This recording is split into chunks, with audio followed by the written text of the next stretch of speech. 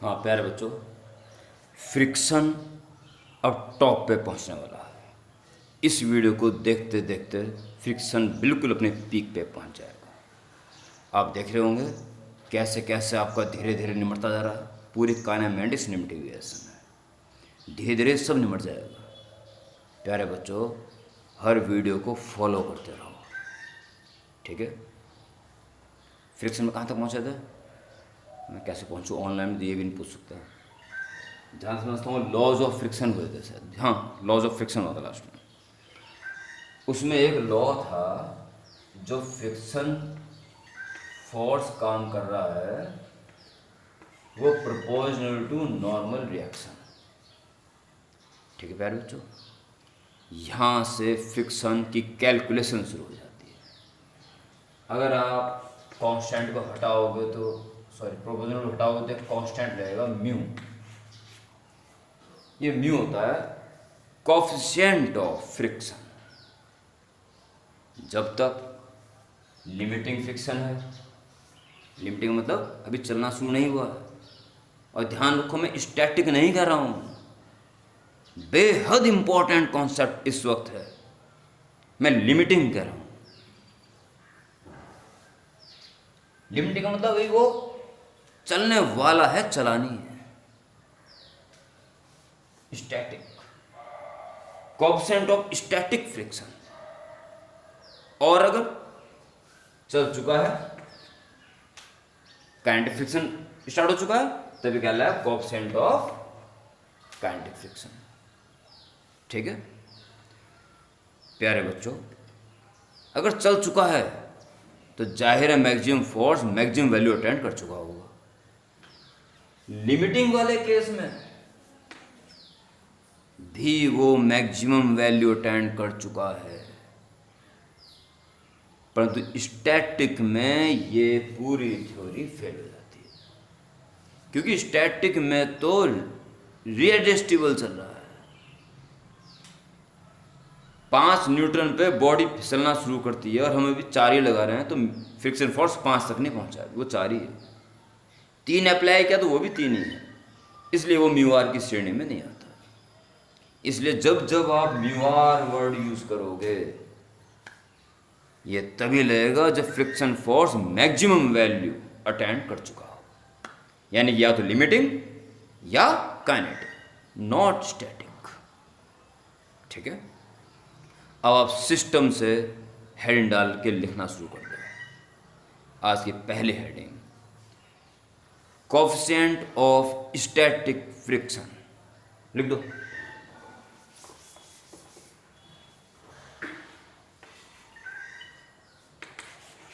Coefficient of static friction.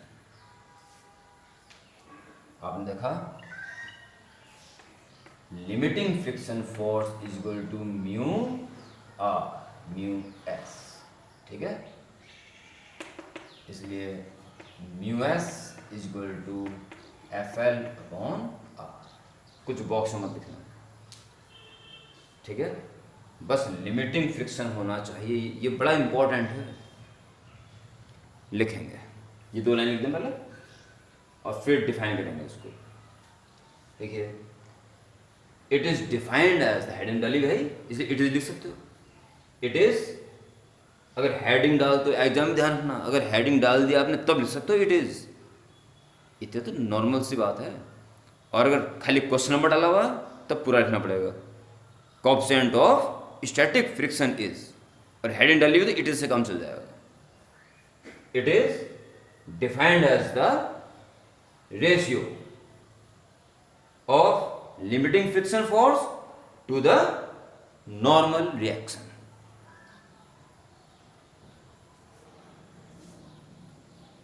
नहीं लिखी तो पॉज कर देना यहीं पे। ये डेफिनेशन लिखने के बाद ही आगे देखना, अगर क्रम से चलना चाहते हो, अच्छा पढ़ना चाहते हो। ये भी फोर्स है, नॉर्मल रिएक्शन भी फोर्स से होती है, दोनों न्यूटन में, तो इसकी यूनिट क्या होती है, unitless. Coefficient of friction is unitless. 1 डालिए। Next, coefficient of kinetic friction, coefficient of kinetic friction.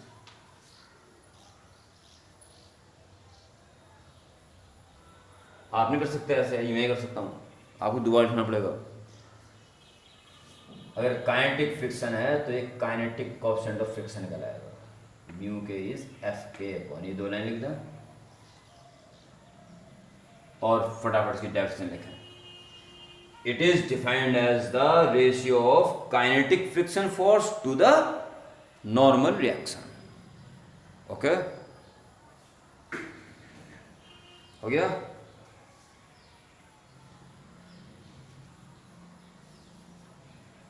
Next हैंडल लिए एंगल ऑफ फ्रिक्शन।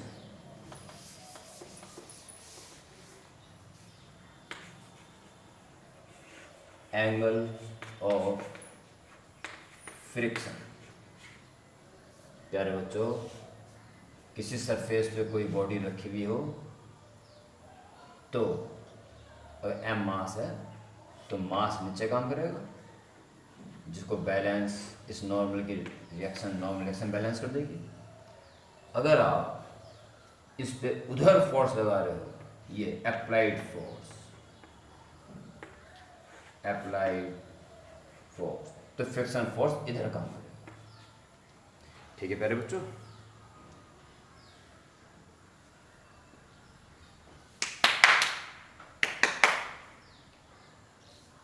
अगर ये लिमिटिंग फ्रिक्शन तक पहुंच गया हो, ठीक है, यानी कि बॉडी चलने ही वाली हो, सारे फोर्स एक एक पॉइंट पर जाते हैं, अगर रिजल्टेंट 0 होना है, इस वक्त चलने वाली है, चली नहीं है, रिजल्टेंट 0 है, इसलिए सारे फोर्स बैलेंस कब होंगे, जब एक पॉइंट मिल रहे हो, एक पॉइंट में नहीं मिल रहे होंगे तो टॉर्क बना सकते हैं। ठीक है, बड़ा इंपॉर्टेंट पॉइंट है ये। In equilibrium all forces meet at a same point.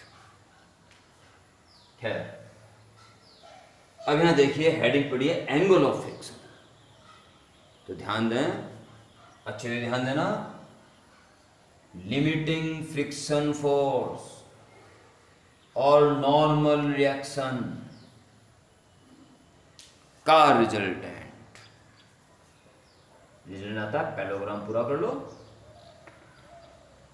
और टेक डायग्राम। अगर वेक्टर सम भूले ना हो तो बड़ी अच्छी बात है। ठीक है भाई, दो फोर्सेस का रिजल्टेंट कैसे निकालते हैं, पैरेललोग्राम कंप्लीट कर लो और उसी पॉइंट से डायगोनल ले लो, वो वन रिजल्टेंट। जैसे अदर डायगोनल क्या होता था, subtraction.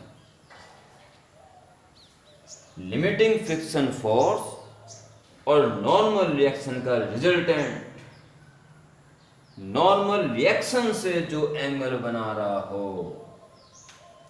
Land, is called angle of friction. परिभाषाएं तो बन जाती हैं, पता होना चाहिए कि किसे कह रहे हैं। परिभाषाएं तो अपना बना लो। यस, ये डायग्राम बन जाएगा। ओके, उसके बाद क्या लिखना है, सिंपल है, लिख सकते हो, पर फिर भी सुन लें। Angle of friction is the angle between resultant of limiting friction force and normal reaction and normal reaction. समझने वाला समझ जाएगा, या आप ऐसे लिख देना,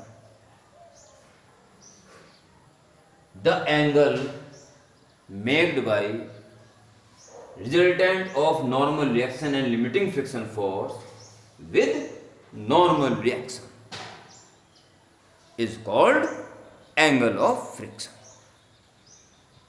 ठीक है प्यारे बच्चों, ये लिखते हैं।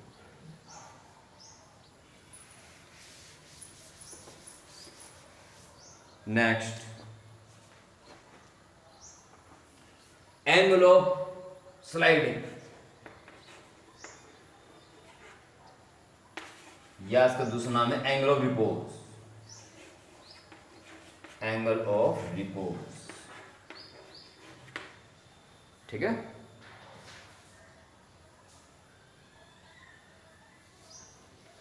इसे समझिए, ये बॉडी है, रखी है, ठीक है, कोई फोर्स नहीं लगा रहे हैं तो कोई फ्रिक्शन फोर्स भी काम नहीं कर रहा है। हमने इस हॉरिजॉन्टल प्लेन को उठाना शुरू कर, इंक्लाइन करना शुरू करा, तो अब इसका वेट का एक कंपोनेंट के कारण ही फिसलना शुरू करेगा, तो शुरू में फ्रिक्शन फोर्स को बचा के रखेगा, इसलिए थोड़ा सा टेढ़ा होने पर भी बचा रहेगा। हाँ, ये बिल्कुल स्मूथ होता तो हॉरिजॉन्टल से जरा सा भी टेढ़ा करेंगे तो फिसल पड़ेगा, क्योंकि रोकने वाला है ही नहीं कोई। पर फ्रिक्शन अगर है तो कुछ समय तक इसको कुछ टिल्ट किया जा सकता है। प्यारे बच्चों, हॉरिजॉन्टल रिफरेंस, ये एंगल बढ़ाते चले गए, ये बॉडी कुछ समय तक तो बची रहेगी, पर थोड़े समय बाद क्या होगा, ये फिसलना शुरू कर देगी। जाहिर है कब तक रुकी होगी, जब तक friction force one maximum value तक नहीं पहुंचे होगा तब तक रुकी रहेगी, उस वक्त फिसलना शुरू कर देगी। प्यारे बच्चों, जिस एंगल पर ये just starts to slide is called angle of sliding या angle of repose. Okay, diagram बना लेंगे और लिखेंगे। Angle of repose is defined as the angle formed by inclined plane with horizontal at which a body placed over it just starts to move या just starts to slide. Okay? बच्चों, इतने तो आपके notes बन जाएंगे।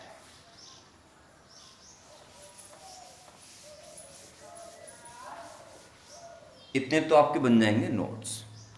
और प्यारे बच्चों, इसके बाद आप बुक खोल लें और फ्रिक्शन फोर्स के जो सबके शुरू के क्वेश्चन हैं, सबसे शुरू के, उन्हें करने शुरू कर दें। बिल्कुल सही समय है।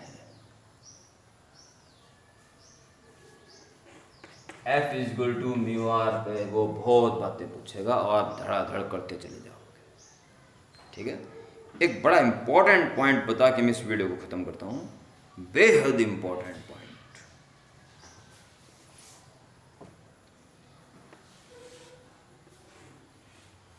बहुत सारे बच्चे हैं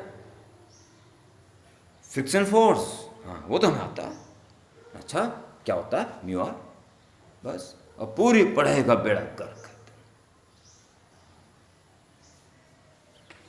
म्यू एस है मान लो 1/3, ओके, 100 किलो की बॉडी मान लो, 100 kg, जी की वैल्यू 10 मान लो तो mg हो जाएगा 100, और जी की वैल्यू 10 मान लो तो 1000 न्यूटन।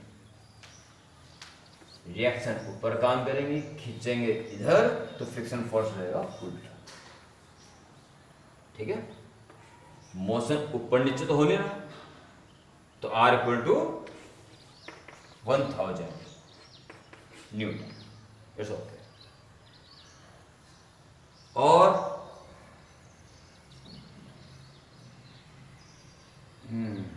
एक काम करो,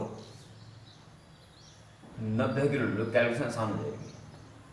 90 किलो कितना आ जाएगा, 900 न्यूटन। ठीक है, और हमने 200 न्यूटन का फोर्स लगा दिया, फ्रिक्शन फोर्स कितना लगेगा। अधिकांश बच्चे बोलते हैं फ्रिक्शन फोर्स तो हमें आता है, mu R, mu S, mu कितना है 1/3, और आर कितना, आर किसके इक्वल है 900, 300, सर 300। सोचो यार, 200 इधर लगा रहे, 300 उल्टा लग गया, खींच रहे इधर, चल पड़ी उधर, क्या है, व्हाट इज दिस। पिछली वीडियो में भी इस बात को मैंने शुरुआत ही गमले से किया था, गमले को धक्का दिया नहीं चला, और धक्का दिया नहीं चला, यानी जितना धक्का मैं लगा रहा था उतना ही फ्रिक्शन फोर्स भी काम कर रहा था, रीएडजस्ट होता जा रहा था अपने आप, पर मैक्सिमम वैल्यू के बाद वो नहीं बढ़ पाया। प्यारे बच्चों, ये मैक्सिमम फ्रिक्शन है, मैक्सिमम।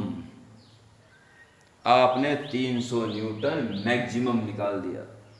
अप्लाइड 200 है तो ये भी 200 ही रहेगा। हाँ, 300 इसकी लिमिट है।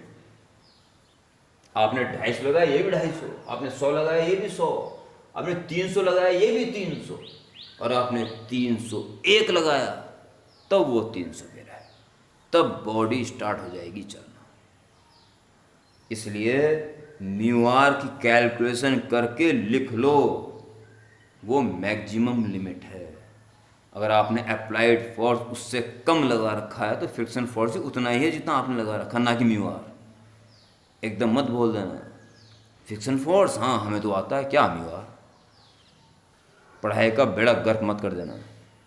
अब इसके न्यूमेरिकल शुरू कर लें। ओके, एक आधा मैं देखूँ करा के, बस म्यू आर पे ही है, गुणा भाग करने बस, खाली सावधानी बरतनी है बस। ठीक है, तो स्टार्ट द न्यूमेरिकल्स।